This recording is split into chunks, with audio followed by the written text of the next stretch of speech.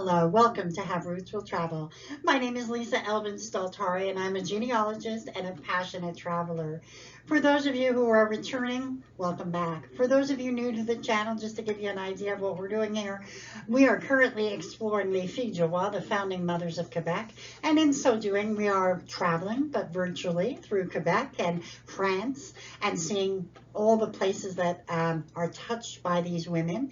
It started off as a very personal project and ended up in this, I'm now at number 70. And I was doing my own until other people reached out and said, would you mind doing this one and that one? So I just generally said, hey, you know what? This is going to be my Filles du Roi project. And so I plan on doing all 700 who have descendants. We will see where that takes us. For now, just so you know, if you want to subscribe to the channel, you may do so and get notifications by clicking on that little bell. And I also have a website, haverootswilltravel.com, and I just recently did an index where you can go on there and see every one of the Filles du Roi that I've done, and there's a link that will lead you back to the YouTube. So I hope that helps. So, and I try to keep it up to date. I'm also on Facebook and on Twitter. You can reach me in any of those forums. You can also post a message directly underneath this particular video, or you can email me directly at lisa@haverootswilltravel.com. I'd love to hear from you. And let me know if there's a Filles du Roi you want to do. I'll put her on the list. Okay, she will get done. They will all get done, but it's just a question of how and when. So with that being said, let's get started and explore this week's Filles du Roi. For those of you new to the channel, I do have a Filles du Roi, the program 2.0. It's a separate video that lists all the ins and outs of the program. I urge you to have a look at that to give you some background. It will help in understanding what your particular ancestor went through to get to New France. This week's Filles du Roi is Marie Lebrun, and she is a request from a viewer. I don't have any other files or anything like that that have this as a ancestor, so that was really interesting for me to explore the world of Marie. Let's get started and get to know her.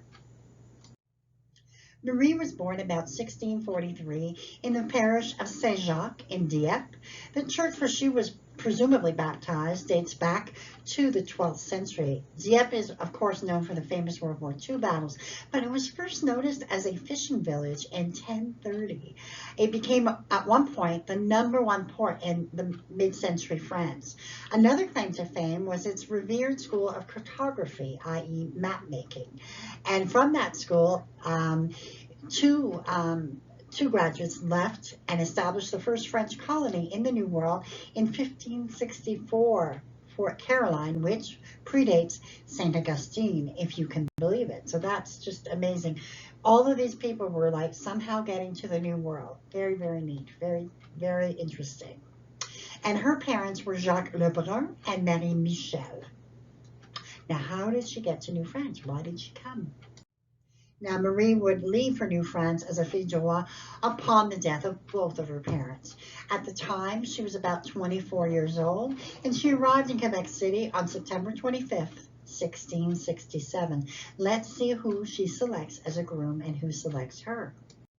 The groom she selects and who selects her, his name is Pierre Barbet de Grandmaison, and he's born in 1646 in the village of La Pocadière. His parents were Pierre Barbery and Marguerite Beloy. Now, La Pocadière is famous for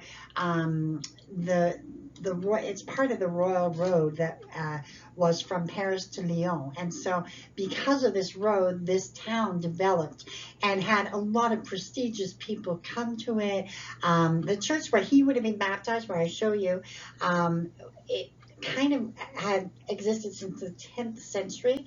In 1553, it was restored and then demolished in 1836, as so many buildings in France were. And now all that remains is this part of the chapel. This, on the left-hand side of your screen, is the Petit Louvre, and it was known as a hunting lodge for the Duke Charles II or the third of Bourbon, and a lot of very, very prestigious people went through there, and it housed Catherine de Medici, Henri VI, Louis the VII, Louis the Ninth, Napoleon the First. I mean, it goes on and on. They had to go through this town. It was one of those towns. So you can see where La Pocadière is on the map of France. So he came from a very, very interesting place with a lot of notables. He arrived in New France on August 17th or 19th, and that was in Quebec City, 1665, as a carnière soldier. He was with the Contrecoeur Company, who eventually would come to Montreal. And so that is, where he settled, and he was one of those that chose to stay on. And this is how he was there when she came across as well. Let's have a look. So about 6 months after she arrives, Pierre and Marie were married February 24th, 1668 at Montreal, and this is their marriage record. So the family does settle in Lachine, or Lachine, as we say in English. You can see on the map, I've circled where Lachine is in terms of Montreal and all the rest of the towns around it. This is kind of an example on the left of the Lachine Canal, and on the bottom is one of the museums that you can go and visit, which is an amazing place, I'm told. The original owner of Lachine was Robert Cavelier de la Salle. His mission was to cultivate and colonize this area.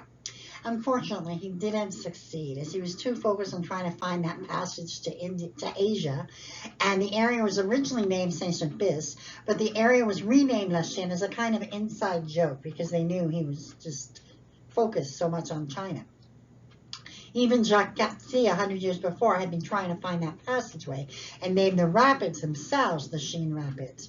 Eventually, the Lachine Canal was completed in 1825, which was something the citizens and merchants had long wanted. It became a way to navigate the treacherous rapids.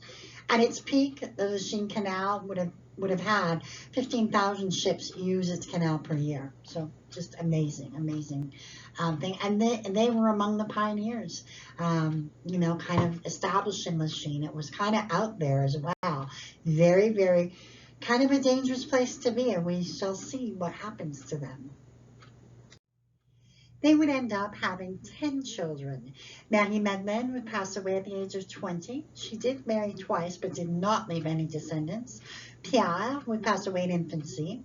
Marie-Madeleine would marry Pierre Gemme and have 6 children, 4 of whom would reach adulthood. Marguerite would pass away at 5 years of age.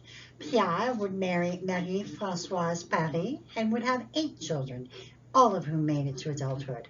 Philippe would die in infancy. Marie-Françoise would die at the age of 6 years of age.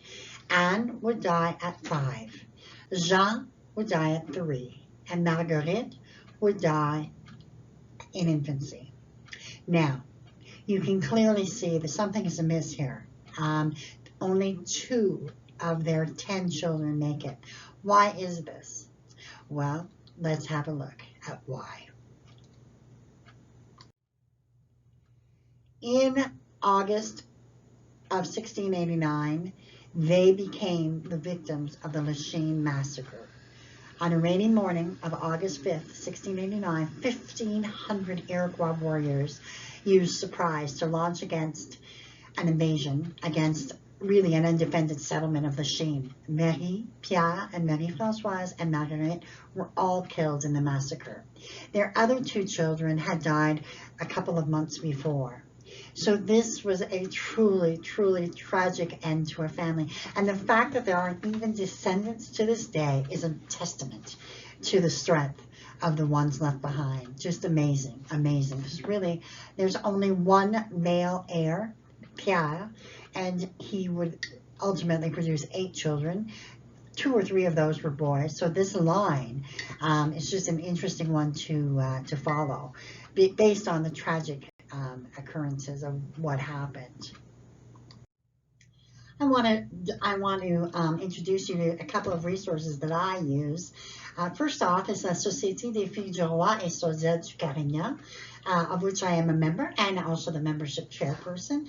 But long before I joined the society, I was also using their website. So you don't have to be a member, but it's so cool to be a member. You get a beautiful certificate. You have to submit your lineage and all that good stuff, but you come out and you have your lineage and you can frame it and all is good. And also they have excellent resources. Also, they produce a journal twice a year with some interesting, fascinating articles to deepen your knowledge of this area of Quebec. Now, one of the things I've discovered in the last, I don't know, year or so is a group on Facebook called Les Filles du Roi Descendants, and it's a marvelous Facebook page, and I absolutely recommend that you check it out. And it is a private group, so you'll have to ask to join. And then the other website I use is called Migration, which really should be called everything you ever wanted to know about Filles du Roi, the Carignan soldiers, the ships, France, anything. There's pictures, there's everything. Every time I go on there, I go into some other rabbit hole and I find some other thing. So it's an incredible website, and I'm so grateful for it. And I wanted to, and I posted all of the addresses for that as well. So have a look at that to deepen your knowledge. So although the biography of Marie Lebrun ends up being, very, very sad. I mean, she was cut down in her prime, in her 40s, along with Pierre, their children. I mean, many of her children died. I mean, it really is a sad, sad story. However, the positive in all this is even after all that, in 1729, she has at least 48 descendants. And obviously my viewer who requested her is one of them, of that line. So I think that is remarkable, because those 48 probably kept producing, and would be interesting to, wouldn't you love to have another study done and see how many descendants of each particular line is formed? So I thank them, and also they are part of history, because that Lachine massacre is one of those monumental things that people go through, and is part of history. It's part of what made Lachine. Many other things were decided because of it. So as in all war and all things that are tragic, something comes out of it. And they were a part of history. And for that, we thank them for their contribution, and we honor them, their memories. So with that, I bid you adieu, and au revoir, until I see you again.